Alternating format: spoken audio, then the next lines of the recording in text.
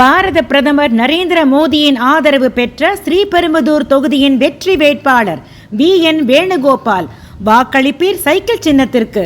தஞ்சாவூர் தொகுதியின் வெற்றி வேட்பாளர் பாரத பிரதமர் நரேந்திர மோடியின் ஆசி பெற்ற கருப்பு எம் முருகானந்தம். வாக்களிப்பீர் தாமரை சின்னத்திற்கு. மக்களவைத் தேர்தலில் திருப்பூர் தொகுதியின் வெற்றி வேட்பாளர் பாரத பிரதமர் நரேந்திர மோடியின் ஆசி பெற்ற கொங்கு சிங்கம் AP முருகானந்தம். வாக்களிப்பீர் தாமரை சின்னத்திற்கு.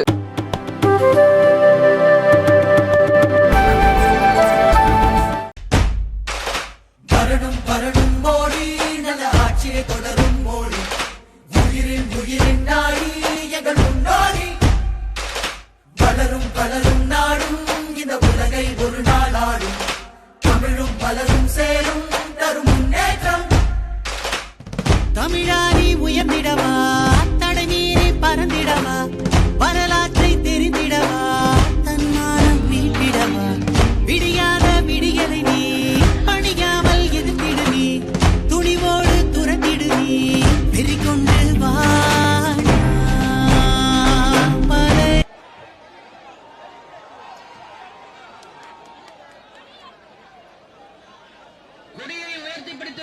அன்பார்ந்த பெரியவர்களே, தாய்மார்களே, வரலாற்று சிறப்புமிக்க நம்முடைய சேலம் மாநகரத்தில் நின்று கொண்டிருக்கின்றோம்.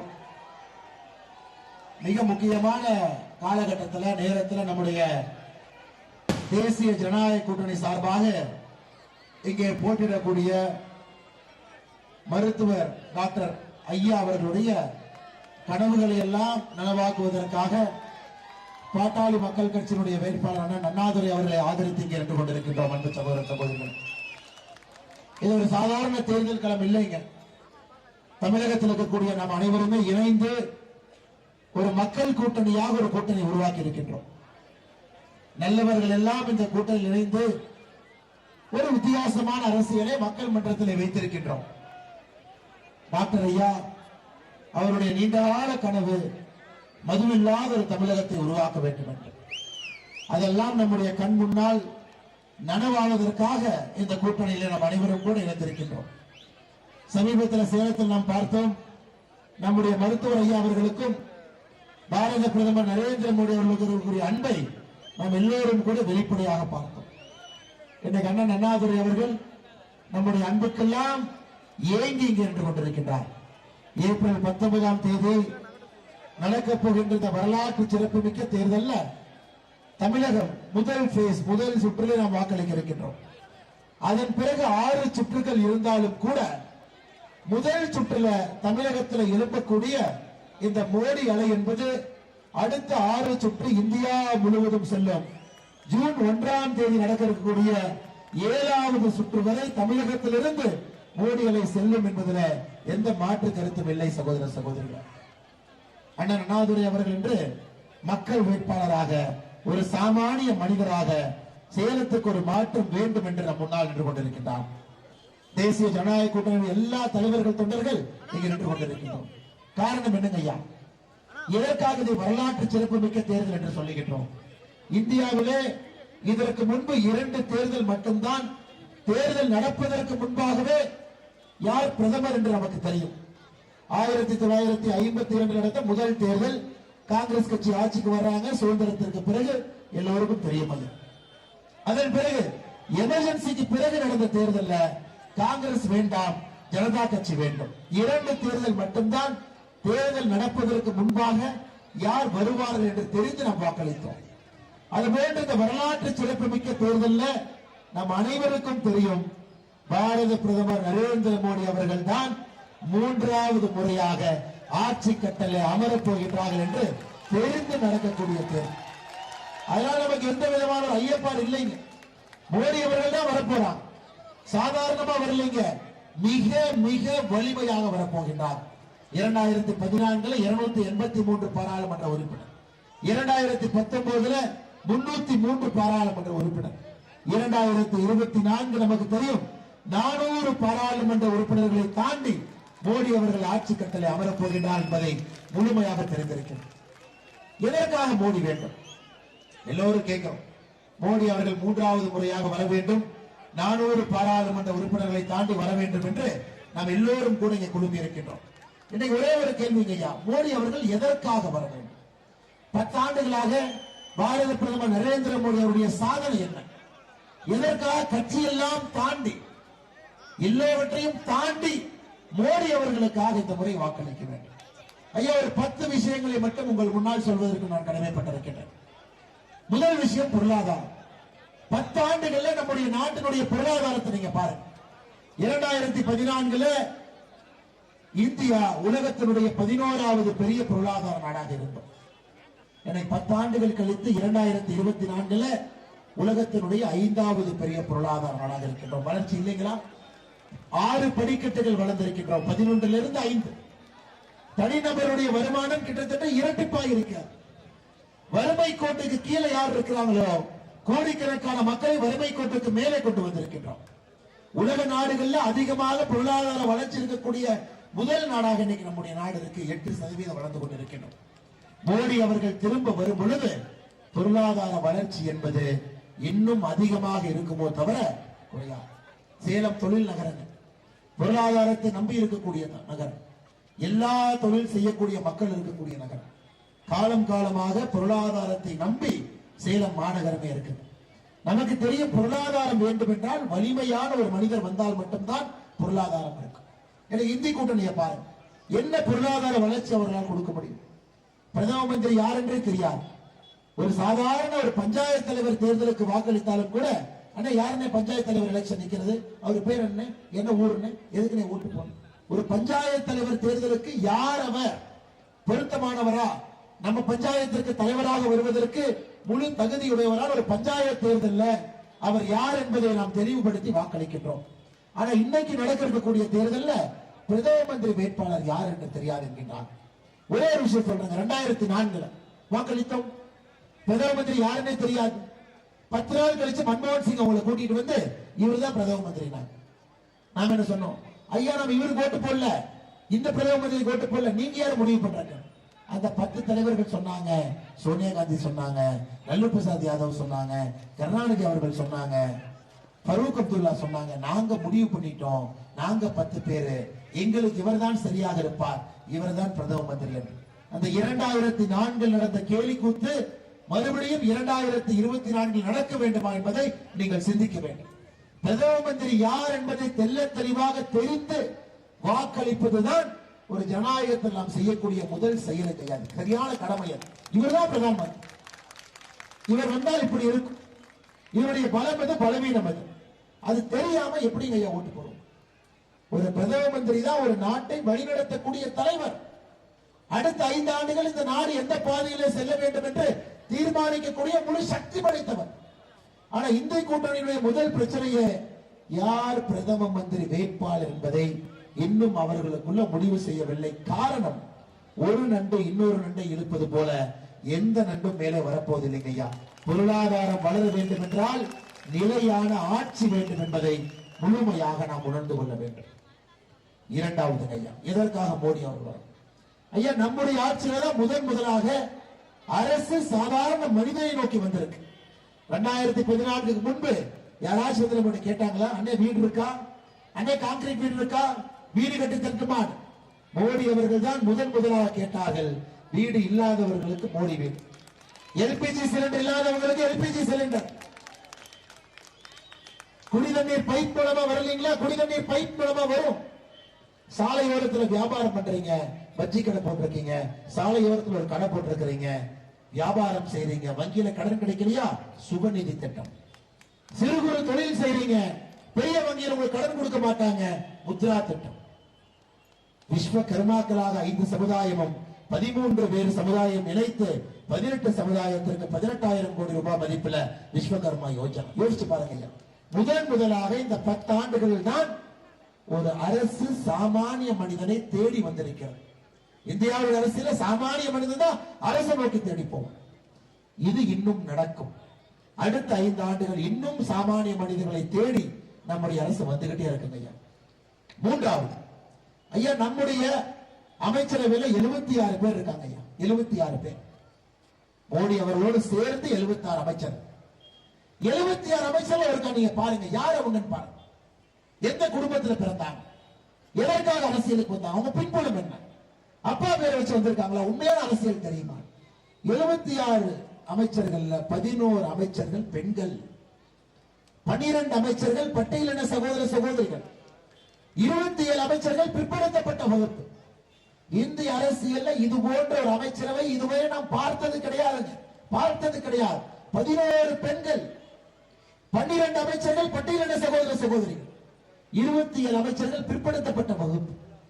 உண்மையான சமூக நீதி என்பது அரசியல் அதிகாரம் கொடுத்தால் மட்டும்தாங்க உண்மையான சமூக நீதி. அரசியல் அதிகாரம் கொடுக்காம என்னங்க சமூக நீதி? இந்தியாவுடைய குடியரசுத் தலைவராக இருக்கக்கூடிய அம்மா திரௌபதி முர்மு அவர்கள் பழங்குடி இனத்திலிருந்து வந்திருக்கக்கூடிய முதல் பெண்மணி. சமூக நீதி இல்லைங்களா? தமிழ்நாட்டுடைய அமைச்சரை பாருங்க, 35 அமைச்சர் பெண்கள் 2 பேர். அதுவும் கீதா ஜீவன் அவர்கள் அரசியல் கோட்டா. பட்டியலின சகோதர சகோதரிகள் 2 பேர். 35 அமைச்சர்ல 2 பேர்த்த வச்சுக்கிட்டு சமூக நீதியை பத்தி வாய்களையே நம்மிடம் பேசிக் கொண்டிருக்கின்றார். ஒரு சமூக நீதிக்கு இலக்கணமாக ஒரு ஆட்சி இருக்கு, சமூக நீதிக்கு இலக்கணமாக ஒரு தலைவர் இருக்கின்றார்கள் என்றால் அது பாரத பிரதமர் நரேந்திர மோடி அவர்கள் மட்டும்தான் சமூக நீதிக்கு இலக்கணமாக நின்று கொண்டிருக்கின்றார்கள் என்று சகோதர சகோதரிகள். 4வது இந்தியாவுடைய இறையாண்மை. ஐயா, நாம் இந்த நாட்டை முழுமையா பார்க்கிறோம். நீங்க சேலத்தில் இருங்க, நீங்க அம்மாப்பேட்டையில் இருங்க, சாதாரணமா நாம் இருப்போம், சாதாரண குடும்பத்தில் இருப்போம். ஆனால் நாம் மறந்துவிடக் கூடாது, இந்தியா என்பது நம்முடைய முகவரி, பாரதம் என்பது நம்முடைய முகவரி. ஐயா, இந்த நாட்டிலே எந்த இடத்திலே பிரச்சனை நடந்தாலும் கூட அது ஒரு இந்தியனையும் கூட பாதிக்கும். இதுக்கு முன்னாடி எப்படி கையா இருந்துச்சு? எப்படி வச்சிருந்தாங்க நாட்டை? கடந்த 10 ஆண்டுகளாக காங்கிரஸ் ஆட்சியில் இருந்த 2004 14 வரை எப்பொழுது எங்கே குண்டு வெடிக்கும் என்று யாருக்கும் தெரியாது. Bangalore blast, Delhi blast, Pune blast, எத்தனை பிளாஸ்ட் ஐயா, ரயில்வே பிளாஸ்ட், ட்ரெயின் பிளாஸ்ட், நக்சலுடைய ஆதிக்கம், வடகிழக்கு பிரச்சனை, அங்க இருக்கக்கூடிய ஆதிக்க சக்திகள் அரசை ஏற்றுக்கொள்ளாமல் துப்பாக்கி ஏந்தி கொண்டு போராட்டம், இதையெல்லாம் 10 ஆண்டுகள்ல கட்டுக்குள்ள கொண்டு வந்து ஒரு முழுமையாக இறையாண்மை இருக்கக்கூடிய பாரதத்தை பாரத பிரதமர் நரேந்திர மோடி உருவாக்கி இருக்கின்றார். இது ரொம்ப முக்கியம் ஐயா. ஒரு அரசனுடைய முக்கிய வேலை நாட்டினுடைய எல்லை பகுதியை பாதுகாப்பது செய்திருக்கின்றோம். சமீபத்தில் நீங்க பார்த்திருப்பீங்க, 1974 கச்சத்தீவை தாரவாத்தான். 50 ஆண்டுகளாக திமுக என்ன போய் சொல்லிச்சுங்க ஐயா? எங்களை கேட்காம கொடுத்துட்டாங்க, தம்மோ தும்மன் குதிச்சாங்க. பாராளுமன்றத்தில் திமுக உறுப்பினர் செலியன் அவர்கள் 1974 சொல்றார், இது வெட்கக்கேடு, எங்க தலைவர் கருணாநிதி அவங்களை கேட்கவே இல்லை, தமிழ்நாட்டு மக்களுக்கு துரோகம் பண்ணிட்டீங்க, கச்சத்தீவை தாரை வார்த்துட்டீங்க அப்படின்னு திமுக வெளிநடப்பு செய்த காமெடி எல்லாம் 1974 பார்த்தேன். சமீபத்தில் உங்களுக்கு என்ன நடந்தது என்கின்ற அந்த குறிப்பை வெளியிட்டோம். கருணாநிதி அவர்களுக்கு கச்சத்தீவு கொடுப்பதற்கு 1 மாதம் முன்பதாகவே வந்து அவருடைய அனுமதியை பெற்று கருணாநிதி அவங்க சொல்றாங்க, கொஞ்சமா அப்படியே போராட்டம் பண்ணிக்குவாங்க, நான் பாத்துக்கிறேன். இந்த டிபிக்கல் கலைஞர் ஒரு எப்படி ஒரு இஷ்யூ ஹேண்டில் பண்ணுவாரோ அப்படியே கொஞ்சம் கொஞ்சமா போராட்டம் பண்ணி நான் பாத்துக்கிறேன், நீங்க கொடுங்க. அதன் பிறகு என்ன பிரச்சனைங்க? இந்தியாவுடைய எல்லை பகுதியை சுருக்கிட்டாங்க. கச்சத்தீவு போன பிறகு இந்தியாவுடைய எல்லை பகுதியை சுருக்கி இன்னைக்கு நம்முடைய மீனவ சொந்தங்களுக்கு தினம் பிரச்சனை. அதனால் சகோதர சகோதரர் நாம் புரிந்து கொள்ள வேண்டும், இந்திய கூட்டணி என்பது இந்தியாவுடைய இறையாண்மையை காப்பாற்றக்கூடிய சக்தியும் தெம்பும் அவர்களுக்கு கிடையாது. ஒரு இந்தியனாக நமக்கு அடையாளம் இருக்கும் பொழுது இந்திய கூட்டணி இந்தியாவுடைய இறையாண்மையை எப்பொழுதும் காப்பாற்றியது கிடையாது. அதை நம்ம நல்லா புரிஞ்சுக்கணும் ஐயா. மிக மிக முக்கியம், அது மிக மிக முக்கியம். ஒரு நாடு டெல்லியிலே ஆட்சியிலே அமரக்கூடிய அரசனுடைய முதல் வேலை இந்தியாவுடைய இறையாண்மையை காப்பாற்றுவதுதான் அந்த அரசனுடைய முதல் வேலை. அது திமுகவோ, ஃபரூக் அப்துல்லாவோ, லல்லு பிரசாத் யாதவ் அவர்களோ, மம்தா பானர்ஜி அவர்களோ இந்தியாவையே கூறு போட்டு விட்டு விடுவார். இதுக்கு முன்னாடி பார்த்திருக்கோம். 5வது ஐயா, மிக முக்கியமானது ஐயா, நம்முடைய நாடு, நம்முடைய நாட்டை பொறுத்தவரை அடுத்த 5 ஆண்டுகள் என்பது இது சாதாரணமான 5 ஆண்டுகள் இல்லைங்க. உலக நாடுகளுடைய வரிசையில் இந்தியா வந்துருச்சுங்க ஐயா. இன்னும் 3 ஆண்டுகள்ல உலகத்தினுடைய 3வது பெரிய பொருளாதார நாடாக மாறப் போகின்றோம். நம்முடைய ஆட்சியை பொறுத்தவரை வளர்ச்சி வளர்ச்சி வளர்ச்சி மட்டும்தான், வேற எதிலையுமே காம்ப்ரமைஸே கிடையாது. அடுத்த 5 ஆண்டுகள் வரக்கூடிய ஆட்சி என்பது அடுத்த 25 ஆண்டுகளுக்கான அடித்தளம். 2014 காங்கிரஸ் கடைசி பட்ஜெட்ல உள்கட்டமைப்புக்கு அவர்கள் செலவு செய்தது 1,17,000 கோடி. 1,17,000 கோடிங்க உள்கட்டமைப்பு. ஒரு உள்கட்டமைப்பு தாங்க நாடு வளரும். தாய்மார்களே, நீங்க இருக்கிறீங்க, ரோடு போடணும், துறைமுகம் கட்டணும், ஏர்போர்ட் கட்டணும், பெரிய பெரிய சாலைகள் போட்டா தான் நாடு வளரும். உள்கட்டமைப்புக்கு பணம் கொடுக்கணும். 2014 காங்கிரஸ் கடைசி ஆட்சி, கடைசி பட்ஜெட்ல 1,17,000 கோடி. நாம் 2024 பிப்ரவரி பட்ஜெட்ல 11 லட்சம் கோடி உள்கட்டமைப்பு கொடுத்திருக்கிறோம். எல்லாம் கொடுத்திருக்கிறோம். வருங்கால இந்தியாவை உருவாக்க வேண்டும் என்றால் இன்று உள்கட்டமைப்புக்கு பணம் செலவிட வேண்டும். ட்ரெயின் வேணும் ஐயா, விமான நிலையம் வேணும், பெரிய பெரிய துறைமுகங்கள் வேணும், நல்ல சாலைகள் வேண்டும். 11 லட்சம் கோடி நம்முடைய கடைசி 2024 பிப்ரவரி பட்ஜெட்ல போட்டு உள்கட்டமைப்பை மேம்படுத்தக்கூடிய தமிழ்நாடு எடுத்துக்க. திமுக வந்த பிறகு 33 மாசத்துல எத்தனை பள்ளிக்கூடம் கட்டியிருக்கிறாங்க, எத்தனை ரோடு போட்டிருக்காங்க. நகரத்துக்குள்ள குண்டு குழியுமா இருக்கும். நகரத்துக்குள்ள 100 மீட்டர் சேலம் நகரத்துக்குள்ள ஒரு குண்டு குழியும் இல்லாம ஒரு ரோட நீங்க காட்டுங்க. அரசியல் விட்டே போயிருக்கேன். சேலத்துல எங்க வேணாலும் போலாம், போட மாட்டாங்க. இதுல போய் ரோட்டை போட்டு மக்கள் ஓட்டா போட போறாங்க. வேற ஏதாச்சும் பணத்தை கொடுத்தா ஓட்ட போடுவாங்க. இப்படிதாங்க ஐயா திமுக. எப்படி நகரம் உருவாகும்? எப்படி உள்கட்டமைப்புக்கு நீங்க பணம் கொடுக்கலன்னா எப்படிங்க ஐயா அந்த நாடு வளரும்? அதனால் தான் புரிந்து கொள்ள வேண்டும். கடைசி பட்ஜெட்ல மோடி ஐயாவும் 10 லட்சம் கோடி இலவச தள்ளி தெளிச்சிருக்கலாம், இலவசமா சொல்லி இருக்கலாம்.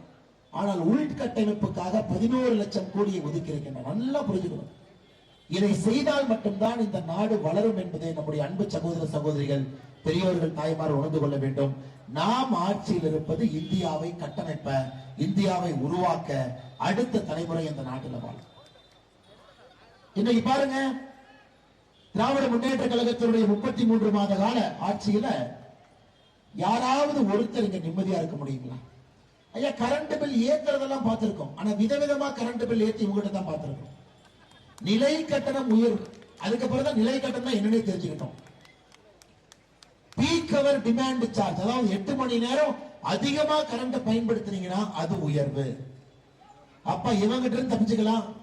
நாம சோலார் போட்டுக்கலாம். சோலார் போட்டீங்கன்னா அதுக்கு ₹1.10 உயர்வு. விதவிதமாக இந்த வடிவேல் என்ன சொல்லுவார், சுத்தி சுத்தி அடிக்கிறானுங்கப்பா அப்படின்னு. எங்கேயுமே தப்பிக்க முடியாத அளவுக்கு சுத்தி சுத்தி கரண்ட் பில்லை ஏற்றி வச்சிருக்கிறான். சரி, கரண்ட் பில்லை தான் ஏற்றிருக்கிறான், வேற எதையாச்சும் ஏற்றிருக்கானா குறைச்சிருக்கான்னு பாத்தீங்கன்னா தயிர் விலை, வெண்ணெய் விலை, சொத்து வரி, தண்ணி, எங்கே பார்த்தாலும் கால முதலமைச்சர் ஸ்டாலினை எதிர்ச்சனே கேட்பாரு, என்னைய எனக்கு வரி உயர்த்தலாம். அப்படித்தான் ஆட்சி நடந்து கொண்டிருக்கிறது.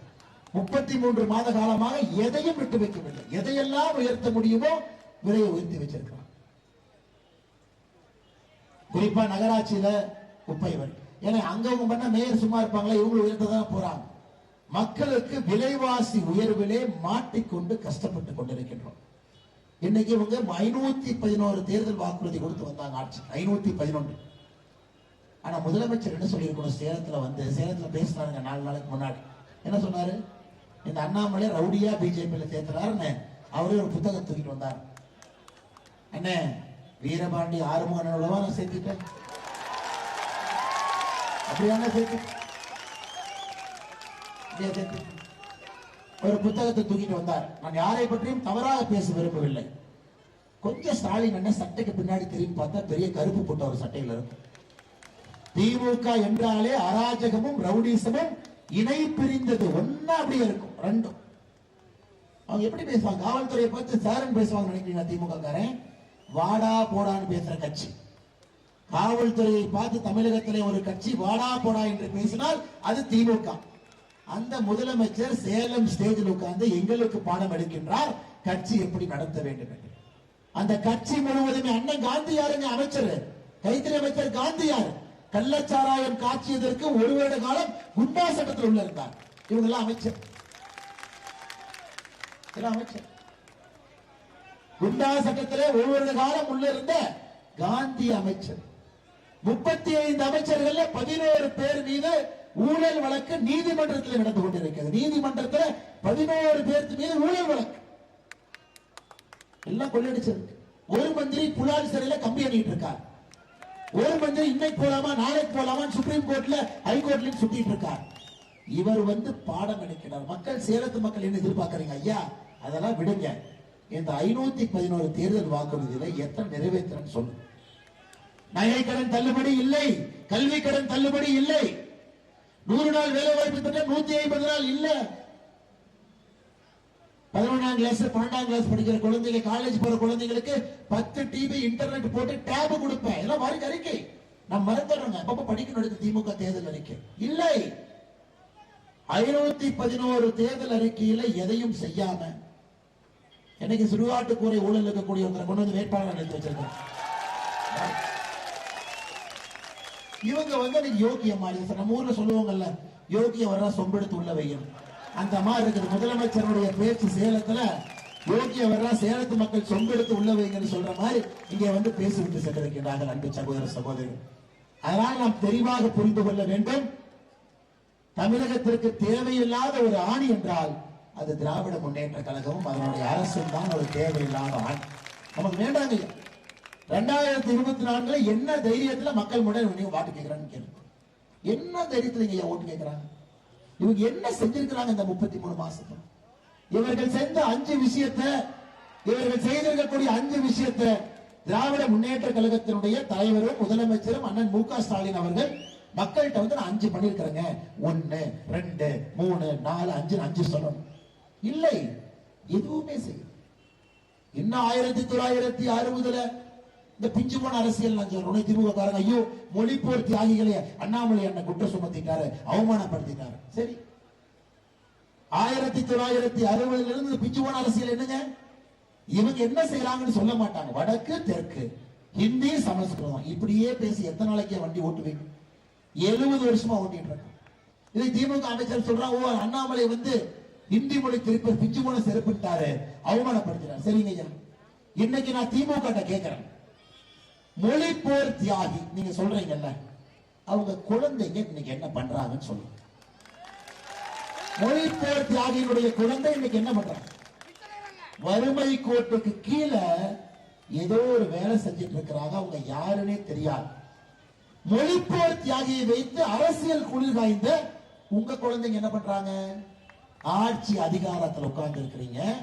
நீங்க மட்டும் இல்ல, துரைமுருகன் பையன் எம்பிக்கு நிப்பாராங்க, பொன்முடி பையன் எம்பிக்கு நிப்பாராங்க, தங்கம் தென்னரசு தங்கச்சி தமிழச்சி தங்கப்பாண்டி எம்பிக்கு நிப்பாங்களாமா, தயாநிதி மாறன் அவங்க அப்பா முரசொலி மாறன் இவர் எம்பிக்கு நிப்பாராமா, ஆற்காட்டு வீராசாமி அவர் பையன் கலாநிதி வீராசாமி எம்பிக்கு. என்னையா காமெடி அது? நீங்க வந்து மொழிப்போர் தியாகியை பத்தி எனக்கு பாடம் எடுத்துக் கொண்டிருக்கின்றார். மொழிப்போர் தியாகியை பத்தி இவங்க பேசுறாங்க. இவங்களுக்கு எல்லாம் 10 பைசா பிரயோஜனமாங்க ஐயா. துரைமுருகன் அண்ணன் பையன் 10 பைசா பிரயோஜனமா? கதிரானந்த் 10 பைசா பிரயோஜனம். அவர் தேர்தல் பரப்புரையில் சொல்றாரு, நம்முடைய சகோதரிகள் தாய்மார்கள்லாம் திமுக வந்த பிறகு மினுக்கு மினுக்குன்னு இருக்காங்க. மினுக்கு மினுக்கு ஏன் இந்த மாதிரி பேசுறீங்கன்னா, இவங்க கொடுத்த 1000 ரூபாய் தான் ஃபேர் அண்ட் லவ்லி வாங்கி அவங்க போட்டுக்கிட்டாங்க. யோ கதிரான நீங்க மினுக்கு மினுக்கு இருக்கிற 5 லெவல் மேக்கப் போட்டுக்கிட்டு பாரு. இந்த சினிமா ஷூட்டிங் லைட் போற மாதிரி கதிரானந்த் மூஞ்சியை பாத்தீங்களா? அப்படியே கலர் கலர், ரெட் கலர், சிவப்பு கலர். இப்படித்தான் வந்து நம்முடைய சகோதரிகளை அவமானப்படுத்துறாங்க. யாராவது இங்க இருக்கக்கூடிய சகோதரிகளோ தாய்மார்களோ இந்த பேருந்தில் ஏறிட்டீங்கன்னா உடனே பொன்முடி அணை கிளம்பி வந்து ஓசி ஓசி ஓசி பார். தமிழகத்தினுடைய அரசியல் வரலாற்றில் நம்முடைய தாய்மார்களை, பெண்களை, சகோதரிகளை இது போன்று கேவலப்படுத்திய ஒரு ஆட்சி சரித்திரத்தில் கிடையாதுங்க. அவங்க தான் பண்றாங்க. வாயை திறந்தாலே கேவலமாக பேசக்கூடிய ஒரு கட்சி இன்னைக்கு ஆட்சியில் இருக்கு. மொழிப்போர் தியாகிங்கிறது வெறும் வாய் வார்த்தை, எந்த மரியாதையும் இல்ல. இவங்க நம்ம கிட்ட வந்து எப்படி அரசியல் செய்ய வேண்டும் பேசுறாங்க. இன்னைக்கு உதயநிதி ஸ்டாலின் மோடி ஏதோ பேர் வச்சிருக்காரு. நம்ம என்ன பேரு? 28 பைசா. உதயநிதி ஸ்டாலின் மோடி ஐயாவுடைய காலில் ஷூல இடுக்கில் இருக்கக்கூடிய அழுக்குக்கு சமம்.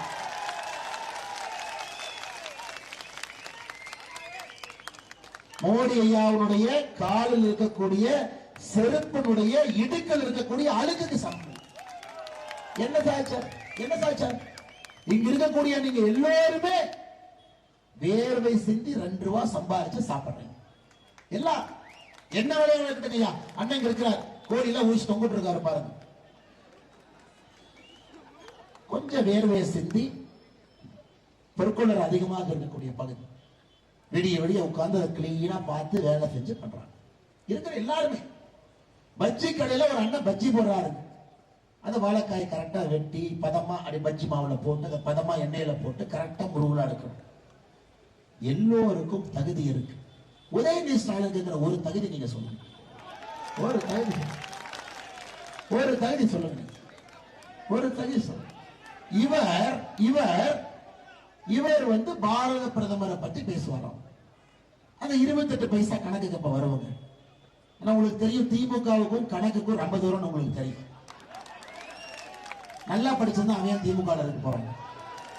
அருமை சகோதர சகோதரிகளை, இவர்களை பொறுத்தவரைக்கும் என்னன்னா, மத்திய அரசுக்கு நாம பணம் கொடுப்போமா? நாமெல்லாம் உழைச்சு மத்திய அரசு கொடுப்போம். இதுக்கு உழைச்சு கொடுப்போங்க. மத்திய அரசு நம்மை பாதுகாக்கிறது. பார்டர்ல ஆர்மி இருக்கிறாங்க. கரன்சி நோட்டை நம்ம பயன்படுத்துறோம், மத்திய அரசு முடிவு செய்கிறது. ஒரு வெளியுறவுத்துறை கொள்கை இருக்கு. இந்தியாவுக்குள்ள எங்க வேணாலும் வாணிகம் பண்றோம். உங்க பொருள் இந்தியாவுக்குள்ள எங்க வேணாலும் போகுது. இதற்கு மத்திய அரசு நம்ம கிட்ட இருந்து வரி வாங்குறாங்க. திரும்ப இந்த வரி நமக்கு கொடுக்கிறாங்க. உதயநிதி ஸ்டாலின் கணக்கு என்ன? இல்ல நீங்க பணத்தை திருப்பி கொடுக்கறீங்கல்ல, அது கோபாலபுரத்தினுடைய பட்ஜெட்டுக்கு கொடுத்தீங்கன்னா அது மட்டும்தான் கணக்கு. சரி உதயநிதி அவர்களே, நீங்க சொல்ற கணக்கு வச்சுக்கலாம். இன்னைக்கு சேலம் மாவட்டத்தில் மட்டுமே நாம சேலம் ஜங்ஷனை இணைக்கக்கூடிய ரயில் பாதைகளுக்கு 1860 கோடி ரூபாய் செலவு பண்ணிருக்கோம். சேலம் கன்னியாகுமரி நெடுஞ்சாலை 1200 கோடி, சேலம் உளுந்தூர்பேட்டை நெடுஞ்சாலை 1061 கோடி, சேலத்தினுடைய ஸ்மார்ட் சிட்டி 943 கோடி, சேலம் மாவட்டத்துக்குள்ள பிரதமர் மோடி வீடு 63,828 வீடு, குழாய் மூலமாக குடிநீர் 4,49,970 வீடு, இலவச கழிப்பறைகள் 3,01,532 வீடு, இலவச சமையல் எரிவாயு சிலிண்டர் 1,78,408, 5 லட்சம் ரூபாய் மருத்துவ காப்பீடு பயன்படுத்தியவர்கள் 1,20,539 பேர், 6,000 ரூபாய் வங்கி கணக்குக்கு வரக்கூடிய 6,000 ரூபாய் பெறக்கூடிய விவசாயிகள் இந்த ஒரு மாவட்டத்தில் மட்டும் 1,90,151 பேர். சேலம் மாவட்டத்தில் கொடுத்திருக்கக்கூடிய முத்ரா கடன் மட்டுமே 6,682 கோடி. இதெல்லாம் கணக்கு இல்லைங்களாமா? ஏன்னா பட்ஜெட்ல கொடுத்தா தான், அவங்களுக்கு பணம் கொடுத்தா தான் கணக்கு. நீ கொள்ளையடைப்பேன்னு தெரிஞ்சு கொடுக்குறாங்க முட்டாள. வங்கி கணக்கு இருக்கு, ஆதார் அட்டை இருக்கு, யாரு கொடுக்க வேண்டுமோ பட்டனை தட்டினா அக்கௌண்ட்டுக்கு வந்து ஒழுங்குது. இந்த பணத்தை சேர்த்திக்க மாட்டாங்களாமா? நேரடியா வந்தால் மட்டும்தான் பணத்தை சேர்த்துக் கொள்வாங்க. அடிப்படையில கணக்கு தெரியாதவங்க எப்படிங்க அரசியல் பண்றது? ஸ்டாலின் ஐயா எப்பவுமே சொல்லுவோம், அப்பாக்கு பிள்ளை தப்பா பிறக்கணும். ஆனா உதயநிதி ஸ்டாலின் பிள்ளைக்கு அப்பா தப்பாவும் இருக்காங்க. இவர் இந்த கணக்கு. ஸ்டாலின் ஐயா கணக்கு கேட்டீங்கன்னா, குடியரசு தினம் சுதந்திர தினமா சொல்லுவார். 97 + 4 + 1 104 பார். இவங்க எல்லாம் வச்சுக்கிட்டு தமிழக அரசியல் களத்துல இவர்கள் சொல்ற பொய்ய உண்மையை சொல்வதற்கே நமக்கு நேரம் அதிலேயே போயிருது. ஐயா ஐயா வந்தாச்சு, போலீஸ் பாருங்க சொல்றாங்க, 2 நிமிஷத்துல பேசி முடியும், உங்களோட பேசிட்டே இருக்கிறீங்க அப்படின்னு. 10 மணிக்கு மைக்க பிடிக்கிறவன் போலீஸ் நம்பர் அனுப்புறாங்க. திமுக இருந்தா போலீஸ்காரங்க சொல்றது கேட்க மாட்டோம், நாம கேட்போம். போலீஸ்காரங்க சொல்லும் பொழுது அதை கேட்க வேண்டிய கட்சி தான். ஆனா அன்பு சகோதர சகோதரர்களே, உங்களுக்கு நான் வைக்கக்கூடிய அன்பான வேண்டுகோள், நம்முடைய அண்ணன் மாம்பலம் சின்னத்துல தேசிய ஜனநாயக கூட்டணி சார்பாக அண்ணாதுரை என்ன நிற்கிறார். இவருக்கு போடக்கூடிய ஒரு ஓட்டுமே டாக்டர் ஐயாவுக்கும் மோடி ஐயாவுக்கும் செலுத்தக்கூடிய வாக்கு என்பதை மறக்கூடாது. இந்தியாவினுடைய இறையாண்மையை காக்க, தமிழகத்தினுடைய வளர்ச்சிக்கு சேலத்திலிருந்து அண்ணாதுரை அண்ணன் நீங்கள் தேர்ந்தெடுத்து எளிமையான சாதாரணமான நம்மில் ஒருவரை நீங்கள் தேர்ந்தெடுத்து அனுப்ப வேண்டும் என்கின்ற அன்பான வேண்டுகோளை இந்த நேரத்தில் வைத்து, மறந்து விடாதீர்கள், ஏப்ரல் 19 வெற்றியின் சின்னம் நம்முடைய சின்னம் மாம்பலம் சின்னம் என்பதை மறந்து விடாதீர்கள். மாம்பலம் சின்னம் என்று மறந்து விடாதீர்கள். வாக்களித்து அண்ணன் அண்ணாதுரை அவர்களை பெருவாரியான வாக்கு வித்தியாசத்திலே நீங்கள் வெற்றி பெற செய்ய வேண்டும் என்று அன்போடு கேட்டுக்கொள்கின்றேன். நம்ம தலைவர்கள் பேரெல்லாம் கொடுங்க, தலைவர்கள் பேர் கொடுங்க. இன்னும் 30 செகண்ட் தான் இருக்குது. தலைவர்கள் பேர் கொடுங்க. இங்க இருக்கக்கூடிய எல்லா நம்முடைய அன்பு தலைவர்களுக்கு நன்றி சொல்ல வேண்டிய கடமை எனக்கு. கூட்டணி கட்சியினுடைய தலைவர்கள், அம்மா மக்கள் முன்னேற்ற கழகத்தினுடைய தலைவர் அண்ணன் சம்பத் அவர்கள் இருக்கிறாங்க, தமிழ் மாநில காங்கிரஸ் மாவட்ட தலைவர் உலக நம்பி ஐயா இருக்கிறாங்க, அதிமுக ஓபிஎஸ் அண்ணன் தினேஷ் அவர்கள் இருக்கிறாங்க, பாட்டாளி மக்கள் கட்சியினுடைய மாவட்ட பொறுப்பாளர்கள் வழக்கறிஞர் குமார் அண்ணன் ராஜமாணிக்கம் அவர்கள், ஏகே ஆறுமுகம் அவர்கள், சங்கர் அவர்கள், அண்ணாமலை அவர்கள், நம்முடைய சட்டமன்ற உறுப்பினர் அண்ணன் அருள் அவர்கள் வண்டிக்குள்ள இருக்கிறாங்க. அம்மாப்பேட்டையினுடைய பகுதி நிர்வாகிகள் வால்காடு கார்த்திக் அவர்கள், பூபதி அவர்கள் நன்றி தெரிவித்து, நம்முடைய பசுமை தாயத்தினுடைய இணைச் செயலாளர் அண்ணன் சத்திரியசேகர் அவர்கள் நன்றி தெரிவித்து, பாரதிய ஜனதா கட்சியுடைய பொறுப்பாளர் அண்ணன் அண்ணாதுரை அவர்கள் இருக்கின்றார்கள். மாநகர் மாவட்ட பார்வையாளர் முருகேஷ் அண்ணன், தலைவர் சுரேஷ் பாபு அவர்கள், மேற்கு மாவட்ட தலைவர் சுதீர் முருகன் அவர்கள், கிழக்கு மாவட்ட தலைவர் சண்முகநாதன் அவர்கள், நம்முடைய ஒன்றிய தலைவர் தியாகராஜன் அவர்கள், ஒன்றிய தலைவர்கள் அல்லிக்குட்டை சிவா அவர்கள், கதிர் ராசரத்னம் அவர்கள், எல்லோருக்கும் நன்றி தெரிவித்து, மிக முக்கியமாக நம்முடைய தொண்டர்கள் பொதுமக்கள் இங்கே வந்திருக்கின்றீர்கள். அடுத்த 13 நாட்கள் அண்ணன் அண்ணாதுரை அவர்களுக்காக கடுமையாக நாம் பாடுபட்டு ஒரு வீட்டுக்கும் சென்று மாம்பழ சின்னத்தை நாம கொண்டு போய் எல்லா வீட்லையும் கொடுக்கணுங்க ஐயா, மாம்பழத்திற்கு வாக்களிக்க வேண்டும் என்று எல்லா பெற்றோர்கள் தாய்மார்கள் எல்லோருக்கும் நாம் சொல்ல வேண்டும். நிச்சயமாக நீங்கள் செய்வீர்கள். அண்ணாதுரை அண்ணா அவர்கள் மாபெரும் வெற்றியை சேலத்திலே பெற வேண்டும். அதற்கு நாம் அனைவரும் கூட கடுமையாக உழைக்க வேண்டும் என்கின்ற அன்பு வேண்டுகோளை உங்களுக்கு வைத்து நான் உரையை முடித்துக் கொள்கின்றேன். நன்றி, வணக்கம். பாரத் மாதா கி, பாரத புகழ்.